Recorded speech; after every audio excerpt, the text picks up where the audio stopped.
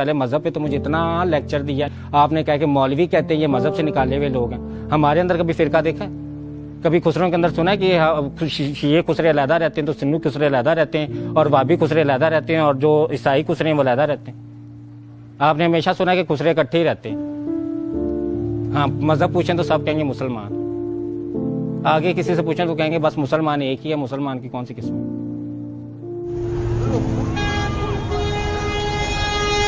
Camera on है, बता दो देंगे।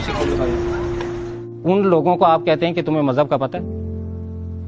हमें मजहब सिखाने से पहले हमें सोचना तो चाहिए ना कि खुद फिरकों में बटे हुए और जो इकट्ठे होकर एक जगह पे रह रहे हैं उनको हम कह रहे हैं कि तुम लोगों में कोई फिरका क्यों नहीं भाई, तुम लोग फिरके में बटे हुए क्यों नहीं?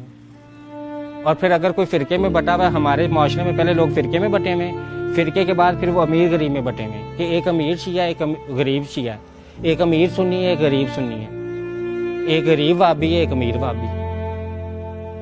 तो पहले हम फिरके में बटे, फिर हम अमीर अमारत और गुर्बत में बटे, फिर अमीर जो लोग थे उन्होंने गरीबों पे कब्जा कर लिया। ठीक है, उनको अपना गुलाम बना लिया, अपना काम करवा रहे हैं। और उन्हीं गरीबों को जब ये डर है कि भी ये इकट्ठे ना हो जाए तो उनमें लड़ाई डलवाने के लिए फिरके की फूट डाली हुई है कि वो खुद फिरके की जंग में लड़े रहें और बाकी सारे बड़े आपस में बैठ के मीटिंगें करें, वो आपस में एक दूसरे को कत्ल ना करें, वो मुज़ाकरात करें, वो बैठ के बामी मुज़ाकरात से मसला हल करें। तो जो गरीब बेचारा है जो उनकी गुलामी कर रहा है वो एक दूसरे को कत्ल गारत में लगे ना कि भाई फिरका कत्ल कर दो, इसको जीने ना देना, ये इंसान है इसको जीने ना देना, मार डालो इसको।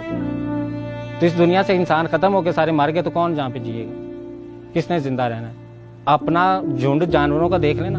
इंसान को वो अल्लाह ताला कहते हैं निशानियां उनके लिए जो अकल रखते हैं। अगर हम इर्द गिर्द जानवरों को देखें ना, अल्लाह ताला ने जानवरों की झुंड बनाया ना, देखा कभी फिरके में लड़ते एक दूसरे को? देखा एक कुत्ता दूसरे को काट खा रहा हो, या एक कुत्ता दूसरे को कह रहा हो कि मैं तुमसे ज्यादा अमीर हूँ, या एक कह रहा हो कि मेरा कद तुमसे ज्यादा लंबा है?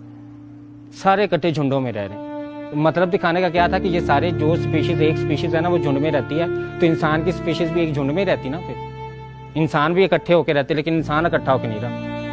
इंसान को ताकत का नशा है, वो ताकत का नशा फिर उसे पागल करता है। फिर वो कहता है कि मैं इस ताकत के लिए क्या करूं, कैसे मैं करूं, कैसे मैं सबको मार डालूं, मैं कैसे इन पे कब्जा कर लूं बस। और खानी रोटी है 4 टाइम की। अमीर ने भी 4 रोटियां खा लेगा ज्यादा से ज्यादा, और गरीब भी उतनी रोटी खाता है। दोनों में फर्क सिर्फ इतना है कि अमीर सारा दिन बैठा रहता है तो उसके अंदर जहर बन के बीमारियां बन जाता है, गरीब वो रोटी खा के सारा दिन काम करता है तो उसका जिस्म का डीजल बन जाता है। अमीर को शुगर हो जाता है, अमीर को हेपेटाइटिस हो जाता है, अमीर को दिल के मसले हो जाते हैं। ठीक है ना, इतनी बीमारियां हो जाती हैं, तौबा नाउज़ुबिल्लाह। गरीब को बुखार भी होता है तो वो चाय पीता है तो उसका ठीक हो जाता है। अमीर को बुखार होता है तो वो बड़े अस्पताल में 36,000 का बिल बनवाता है एक ड्रिप लगवाने के लिए, एक टीका लगवाने के लिए, फिर उसकी बीमारी ठीक होती है।